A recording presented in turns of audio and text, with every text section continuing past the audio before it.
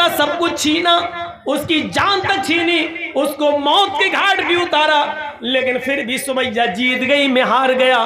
مرتے وقت بھی مسکرا رہی ہے، دیکھو مجھے چڑھا رہی ہے۔ مرتے وقت بھی وہ بالکل پس مردہ نہیں ہوئی، مرتے وقت بھی ہنستے ہوئے مری۔ اس نے تو مجھے للکار دیا ہے، اپنی جان ہنستے ہوئے دے دی ہے۔ دنیا کیا کہے گی؟ آنے والے دنوں میں نے ظلم بھی کیا تو ایک بوڑھی عورت کے اوپر ظلم کیا۔ میں نے جس بوڑھی عورت پہ ظلم کیا، ابو جہل اس کی ہنسی اور اس کی مسکراہٹ بھی نہیں چھین سکا۔ میرے پیارے ساتھیو، یہ ایمان تھا جو سمیہ کے اندر، یہ اسلام تھا جو سمیہ کے اندر گھل گیا تھا۔ ایک آج ہمارا اسلام ہے جو جلسوں کے بعد ابھی پتہ چل جائے گا، یہاں سے نکلیں گے اور جائیں گے اسی وقت ہمیں پتہ چل جائے گا کہ ہمارا اسلام کیا ہے۔ میرے پیارے ساتھیو، ادخلوا فی السلم کافہ، جب اسلام کے اندر داخل ہوئے ہی ہو تو پورے کے پورے داخل ہو جاؤ۔ قرآن کہتا ہے یا ایھا الذین آمنوا لا تلھکم اموالکم ولا اولادکم عن ذکر اللہ ومن یفعل ذلک فاولئک ھم الخاسرون۔ ایمانو والو، تمہیں تمہارے مال اور تمہیں تمہاری اولادیں کہیں اللہ کے ذکر سے غافل نہ کر دے۔ جو ایسا کرے گا وہ بہت بڑا نقصان اٹھائے گا۔ وَأَنفِقُوا مِمَّا رَزَقْنَاكُم مِّن قَبْلِ أَن يَأْتِيَ أَحَدَكُمُ الْمَوْتُ فَيَقُولَ رَبِّ لَوْلَا أَخَّرْتَنِي إِلَىٰ أَجَلٍ قَرِيبٍ فَأَصَّدَّقَ وَأَكُن مِّنَ الصَّالِحِينَ۔ موت کے وقت آدمی کی جو تمنا ہوتی ہے، موت کے وقت آدمی کی جو خواہش ہوتی ہے، وہ قرآن پیش کر رہا ہے۔ کیا کہے گا؟ اللہ کہتا ہے اس موت کے آنے سے پہلے اللہ کے راہ میں خرچ کر دو۔ وَأَنفِقُوا مِمَّا رَزَقْنَاكُمْ، اللہ نے، ہم نے تمہیں جو رزق دیا ہے اس میں سے خرچ کرو اس موت کے آنے سے پہلے۔ أَن يَأْتِيَ أَحَدَكُمُ الْمَوْتُ، اس موت کے آنے سے پہلے کہ جب تم میں سے کسی کو آئے، فیقول، اور اس وقت جب فرشتے کو وہ اپنی آنکھوں سے دیکھ لے کہ یہ میری روح قبض کرنے آیا تو چیخ پڑے فَأَصَّدَّقَ وَأَكُن مِّنَ الصَّالِحِينَ، مجھے تھوڑی سی مہلت اور مل جاتی، میں صدقہ اور خیرات کر لیتا۔ لولا اخرتنی الی اجل قریب، مجھے تھوڑی سی مہلت مل جائے، 1 گھنٹے کا ٹائم دے دے اے ملک الموت، 1 گھنٹے کا ٹائم دے دے، میں ICICI بینک تک جاؤں گا، میں اسٹیٹ بینک تک جاؤں گا، میرے پاس 1 کروڑ روپیہ رکھا ہے، 50 لاکھ اپنی اولاد کو دیتا ہوں، 50 لاکھ اللہ کی راہ میں خرچ کر دیتا ہوں، مجھے 1 دن کی مہلت دے دے، زمین کے فلاں فلاں کونے میں ہمارا مال گڑا ہے، اس کو نکال کر ہم راہ خدا میں ہم خرچ کر دیتے ہیں، تھوڑی سی مہلت دے دے۔ فَأَصَّدَّقَ، صدقہ کرنے کا ٹائم دے دے، خیرات کرنے کا ٹائم دے دے، مدرسوں میں زکوٰۃ دینے کا ٹائم دے دے، 1 دن کی مہلت دے دے، 2 دن کی مہلت دے دے، تاکہ میں صدقہ و خیرات کر لوں، مرتے وقت آخری وقت میں نیک لوگوں میں ہو جاؤں۔ آواز آئے گی نہیں، ہرگز مہلت نہیں دی جائے گی۔ وَلَن يُؤَخِّرَ اللَّهُ نَفْسًا إِذَا جَاءَ أَجَلُهَا، جب کسی کی موت کا وقت آ جاتا ہے، جب کسی کا فکس ٹائم آ جاتا ہے تو اب اس کو مہلت نہیں دی جاتی ہے، ہرگز نہیں۔ اللہ لالچی نہیں ہے، اب 50 لاکھ کے لیے، 1 کروڑ کے لیے تجھے 1 دن کی مہلت دے دے گا، نہیں، اب تیری موت کا وقت آ چکا ہے، اب تجھے مہلت نہیں دی جائے گی، بالکل نہیں۔ میرے پیارے ساتھیوں، مہلت مل چکی ہے اور ابھی مل رہی ہے، کوئی بھروسہ نہیں ہے موت کا، اس سے پہلے خرچ کر لو، صدقہ دے دو، خیرات کر لو، جو چیز تمہیں کرنا کر لو، ابھی جو تم دے دو گے وہی تمہارا ہے، جو خرچ کر لیا وہی آپ کا ہے، جو آپ کے پاس ہے وہ آپ کا نہیں ہے، جو آپ کے پاس ہے وہ آپ کا نہیں ہے، جو خرچ کر چکے ہو اللہ کی راہ میں وہ آپ کا ہے، کیونکہ وہ ایک جگہ جمع ہو چکا ہے۔ فرمایا جناب محمد رسول اللہ صلی اللہ علیہ وسلم نے بادروا الاعمال سبعا هل تنتظرون الا فقرا منسیا او غنا مدغیا او مرضا مفسدا او حرما مفندا او موتا مجہزا. 7 چیزوں کے آنے سے پہلے نیک اعمال میں جلدی کرو. 7 چیزوں کے ظاہر ہونے سے پہلے نیک اعمال میں جلدی کرو. اگر تم غریب ہو تو امیر بننے سے پہلے نیک اعمال کرو. هل تنتظرون الا فقرا منسیا.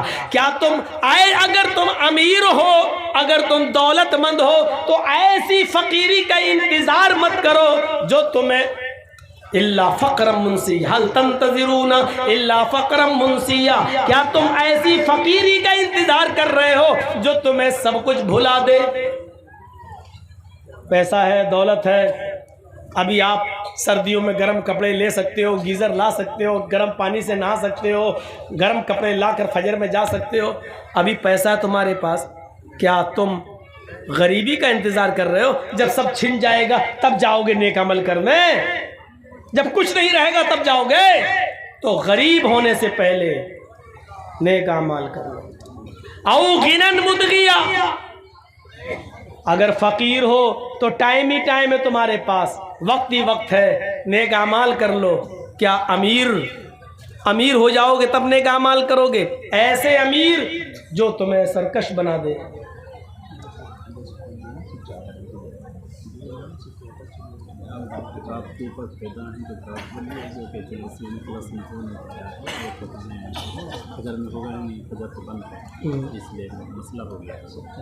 تو کیا کریں؟ خاص کر کے گاؤں کے جو کچھ لوگ ہیں ان کو بولتے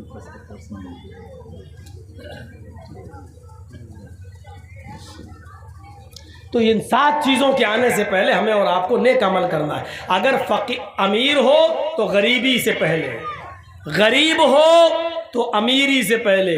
جب غریب آدمی امیر بنتا ہے نا تو ایک دم سرکش ہو جاتا ہے, وہ سوچتا ہم نے اپنے ہنر سے کمایا. تو ایسی سرکشی کا انتظار, ایسی امیری کا انتظار مت کرو.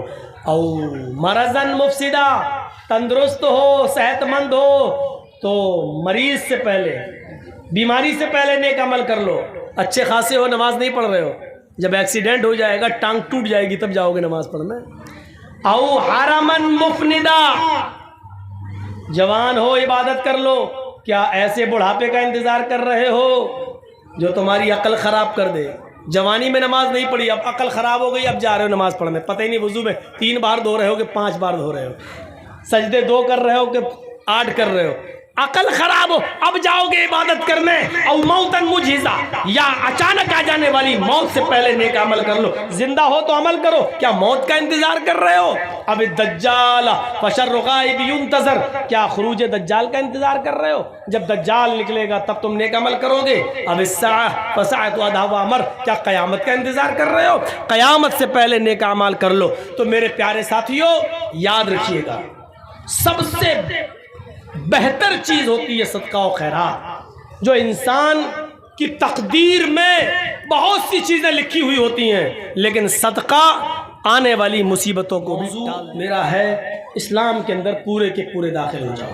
تو آج میں نے جو مثالیں دی ہیں آپ کو کہ ہمیں فائدہ ہو یا نہ ہو, ہمیں قانون کو پر عمل کرنا ہے جو قرآن نے اور حدیث نے بنا دیا, جو محمد رسول اللہ نے ہمیں دیا. دوسری چیز ہم نے یہ بتائی کہ چند پتے بجلی کے کھمبے پر اگر گر جائیں تو بجلی کا کھمبا آم کا پیڑ نہیں ہو سکتا. اسی طریقے سے چند عبادتیں کر لینے کی وجہ سے ہم پورے مسلمان نہیں ہو سکتے ہیں. ہمیں پورے کے پورے مسلمان ہونا ہے اور اسلام کے اندر ہمیں پورا کا پورا داخل ہونا ہے. اور تیسری چیز ہم نے یہ بتائی, اسلام کے اندر ہم ایسے گھل جائیں جیسے پانی کے اندر رنگ گھل جاتا ہے, پھر رنگ کو پانی سے نکالا جائے یا پانی کو رنگ سے نکالا جائے تو دونوں ایک دوسرے سے الگ نہیں ہو سکتے ہیں. اسی طریقے سے اسلام ہم سے نکالا جائے یا ہم سے اسلام کو دور کیا جائے تو ہماری جان چلی جائے, لیکن اسلام ہم سے نہ جائے. تو یہ چیز ہمارے اندر ہونی چاہیے. اسلام اپنی بہت سی خوبیوں کی وجہ سے مشہور ہے جو دوسرے مذاہب کے اندر نہیں ہے. آپ دیکھیے, اسلام ہمیں برابری کا سبق دیتا ہے, اسلام ہمیں مساوات کا درس دیتا ہے. آپ دنیا کے کسی بھی جگہ چلے جائیے, یہاں تک کہ مندروں میں بھی چلے جائیے تو وہاں پر پہلے برہمن آئے گا, پھر چھتری آئے گا, پھر ویش آئے گا, پھر شودر آئے گا.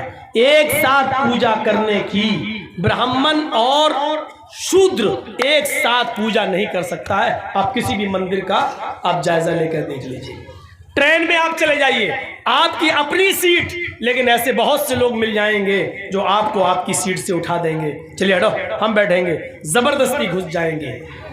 اس اسٹیج پر بھی آپ کسی کو بھی اٹھا سکتے ہیں اور کسی کو بھی بٹھا سکتے ہیں, لیکن مساوات کا درس اسلام نے ایسے دیا ہے کہ اگر آپ مسجد میں نماز پڑھنے کے لیے گئے اور آپ بہت غریب ہیں, لیکن آپ اگلی صف میں اگر بیٹھ گئے اور اگلی صف بھر گئی, تو آپ کو اس ملک کا بادشاہ اگر مسلمان ہو جائے, یا سعودی عرب کا بادشاہ جو مسلمان ہے اگر وہ بھی جائے, تو اگلی صف سے کسی غریب کو اگر ہٹانا چاہے تو بادشاہ کا باپ بھی اس کو اگلی صف سے نہیں ہٹا سکتا ہے. اس غریب آدمی کو جو اگلی صف میں بیٹھ گیا ہے اس کو کوئی نہیں ہٹا سکتا ہے. اب بادشاہ کو جہاں جگہ ملے گی وہیں اس کو نماز پڑھنا پڑے گی. یہ اسلام نے حق دیا ہے. تم اپنے گھر میں کسی کو بھگا سکتے ہو, اپنے گھر میں کسی کو اٹھا سکتے ہو, اپنی پنچایتوں سے اٹھا سکتے ہو. یہ مسجد ہمارا گھر ہے اور ہمارے گھر میں آئے ہوئے سب برابر ہیں, فقیر بھی اور امیر بھی, غریب بھی اور بادشاہ بھی. لہٰذا جو پہلے آیا اگلی صف میں بیٹھ گیا اس کو بھی زیادہ ثواب لینے کا حق ہے, اور بادشاہ بھی اس کو اگلی صف سے ہٹانے کا پاور نہیں رکھتا ہے. یہ مساوات کا درس اگر ملے گا تو اسلام کے اندر ملے گا. حضرت عمر فاروق جب یروشلم جا رہے تھے اور یروشلم سے بیت المقدس تک جب اونٹ کا سفر کر رہے تھے, تو اونٹ کے اوپر کچھ سامان لدا ہوا تھا, اس لیے اونٹ کے اوپر ایک ہی آدمی بیٹھ سکتا تھا. سامان لدا ہوا تھا, ایک ہی آدمی بیٹھ سکتا تھا. تو حضرت عمر نے یہ قانون بنا دیا, بیت المقدس تک جاتے ہوئے 1 میل تم پیدل چلو گے, میں اونٹ پر بیٹھوں گا, پھر 1 میل میں پیدل چلوں گا, تم اونٹ کے اوپر بیٹھو گے. تو ایک بار حضرت عمر بیٹھتے تو ان کا غلام اونٹ کی لگام پکڑتا. 1 میل کے بعد پھر حضرت عمر اونٹنی کی لگام پکڑتے اور ان کا غلام بیٹھتا. ایسے ہوتے ہوتے جب بیت المقدس آ گیا, سامنے دکھنے لگا, اس وقت حضرت عمر فاروق کی باری آ گئی کہ تم کو اونٹ کی لگام پکڑنا پڑے گی, اور غلام کی باری آ گئی کہ ان کو اونٹ پر بیٹھنا ہے. غلام کہنے لگا, امیر المومنین, اگر اس وقت آپ اونٹنی کی لگام پکڑیں گے تو آپ کی عزت کا جنازہ نکل جائے گا, کچرا نکل جائے گا. میں آپ کا غلام ہوں, آپ بیٹھے رہیے, میں اونٹنی کی لگام میں ہی پکڑتا ہوں. حضرت عمر فاروق اونٹ سے کود گئے, نیچے آ گئے اور غلام سے کہا تم بیٹھو, میں تمہاری وجہ سے, میں بے عزتی کی وجہ سے اس جنازہ نکل رہا, میری عزت کا کچرا, اس وجہ سے میں اسلام کے انصاف کا مڈر نہیں کروں گا, مساوات کا مڈر نہیں کروں گا, سمانتا کا مڈر نہیں کروں گا. بیٹھو. اپنے غلام کو بٹھایا. حضرت عمر اونٹ کی لگام پکڑ کے چل رہے ہیں. حضرت عمر اونٹ کی لگام پکڑ کے چل رہے ہیں. وہاں کچھ یہودی کھڑے ہیں, کہہ رہے ہیں لوگوں سے کہ آئے مسلمانوں, کیا تمہارا امیر المومنین وہ ہے جو اونٹ کے اوپر بیٹھا ہوا ہے؟ اور مسلمان بیت المقدس کے پاس جواب دیتے ہیں, نہیں نہیں, میرا امیر المومنین تو وہ ہے جو اونٹنی کی لگام پکڑ کے چل رہا ہے, اور وہ جو اونٹ کے اوپر سوار ہے وہ تو اس کا غلام ہے. اس کے بیٹھنے کی باری آئی تو حضرت عمر فاروق نے اس باری کو قبول نہیں کیا اور اونٹنی کی لگام پکڑنا ہی گوارا کیا, لیکن اس غلام کو نیچے اتار کر اس سے اونٹ کی لگام پکڑوانا گوارا نہیں کیا. یہ حضرت عمر ہے جو اونٹ کی لگام کو پکڑے ہوئے ہیں. اس منظر کو دیکھ کر بہت سے یہودی کلمہ پڑھ رہے تھے, اشہد ان لا الہ الا اللہ و اشہد ان محمدًا عبدہ و رسولہ. میرے پیارے ساتھیوں, اسلام کے اندر پورے کے پورے داخل ہونے کا مطلب یہ ہے کہ یہ سمانتا بھی دکھلانا پڑے گی, یہ برابری بھی دکھلانا پڑے گی. ہاں, تقویٰ بھی اپنے اقربا کے ساتھ انصاف بھی کرنا پڑے گا. ملک شام حضرت عمر فاروق کا بیٹا گیا ہوا تھا, ایک جہاد میں جانا تھا, لیکن وہاں کھجور کے پانی کو جو سڑ گیا تھا اور نبیذ اس میں کسی طرح نشہ آ گیا تھا, اس نے وہ پی لیا. حضرت عمر فاروق کے بیٹے نے پی لیا، پینے کے بعد عمر فاروق کے بیٹے کو نشہ آ گیا۔ وہ سمجھے کہ یہ کھجور کا سڑا ہوا پانی ہے، اس میں نشہ نہیں ہے، پی گئے۔ پینے کے بعد پتا چلا کہ یہ تو نشے والی چیز تھی، لیکن لوگوں میں مشہور ہو گیا عمر فاروق کے بیٹے نے نشہ کیا ہے۔ وہ عمر ابن عاص کے پاس آئے اور کہا کہ میں نے نبیذ پی لی تھی، مجھے کوڑے مارے جائیں۔ حضرت عمر ابن عاص نے ان کو 40 کوڑے مار دیے۔ 40 کوڑے جب پڑ گئے تو حضرت عمر فاروق کو مدینے میں جب پتا چلا کہ میرے بیٹے کو 40 کوڑے مارے گئے، اس نے نشہ کر لیا تھا، تو ایک گھوڑا بھیجا، اسپیشل گھوڑا، اور عمر ابن عاص کو ایک لیٹر لکھا، گورنر صاحب میرے بیٹے کو اس گھوڑے پر بٹھا کے واپس کر دو اور مدینے میں بھیجو۔ جب عمر ابن عاص نے عمر فاروق کے بیٹے کو مدینہ میں واپس کر کے بھیجا تو بیٹا سوچ رہا تھا کہ میرے باپ خوش ہوں گے۔ باپ نے ان کو گھر میں ان کی ماں سے نہیں ملنے دیا، کہا بیٹے ادھر آؤ، ادھر کھڑے ہو جاؤ، میں نے سنا ہے کہ تم نے ملک شام کے اندر نبیذ پی لی تھی جس میں نشہ آ گیا تھا۔ بیٹے نے کہا ہاں۔ کہا پھر تمہیں سزا ملنی چاہیے 40 کوڑوں کی۔ کہا میرے ابو وہ تو مجھے عمر ابن عاص نے 40 کوڑے مار دیے، میرے پیٹھ پہ پڑ گئے ہیں، میں آپ کا بیٹا ہوں، بے انصافی کیسے کر سکتا ہوں؟ 40 کوڑوں کی سزا تو میں نے ملک شام میں اپنے اوپر کھا لی۔ حضرت عمر نے کہا نہیں بیٹے، وہ سزا نہیں مانی جائے گی، سزا وہ ہوگی جو میں تمہیں دوں گا۔ پھر 4 جلاد متعین کیے اور چاروں کے ہاتھ میں ایک ایک کوڑا دے دیا، اور ایک جلاد سے کہا 10 کوڑے مار کے تم ہٹ جانا، پھر دوسرا جلاد مارے گا، دوسرے سے کہا 10 کوڑے تم مار کے ہٹ جانا، پھر تیسرا مارے گا، تاکہ جو کوڑوں کی سختی برابر رہے اور کوئی تھک نہ جائے۔ اس لیے ایک آدمی 40 کوڑے نہیں مارے گا، بلکہ 4 جلاد زور زور سے 40 کوڑے ماریں گے۔ جب 40 کوڑے پڑ گئے تو بیٹے نے کہا ابو کیا یہ بے انصافی نہیں ہے کہ 40 کوڑے میں نے ملک شام میں کھائے، پھر یہاں آنے کے بعد بھی مجھے 40 کوڑے مارے گئے، آخر پھر مجھے وہاں ملک شام میں کیوں مارے گئے؟ وہ کوڑوں کا کیا ہوگا جو میں نے وہاں کھایا؟ عمر فاروق کا جواب تھا میرے بیٹے، ملک شام کے امیر گورنر کے اوپر میرا اعتبار نہیں ہے، اس نے تمہیں کوڑے مارے ہیں، لیکن میرا دل کہتا ہے اس نے تمہارے ساتھ رعایت برتی ہوگی، جتنی زور سے مارنا چاہیے اتنی زور سے نہیں مارا ہوگا، اس لیے کہ تم امیر المومنین کے بیٹے ہو، اس لیے کہ تم عمر فاروق کے بیٹے ہو۔ میں نے سوچا کہ وہاں تمہیں پکا اور سچا انصاف نہیں ملا ہوگا، آج ملا ہے، میں نے 4 جلادوں سے 40 کوڑے پڑوائے ہیں تمہیں۔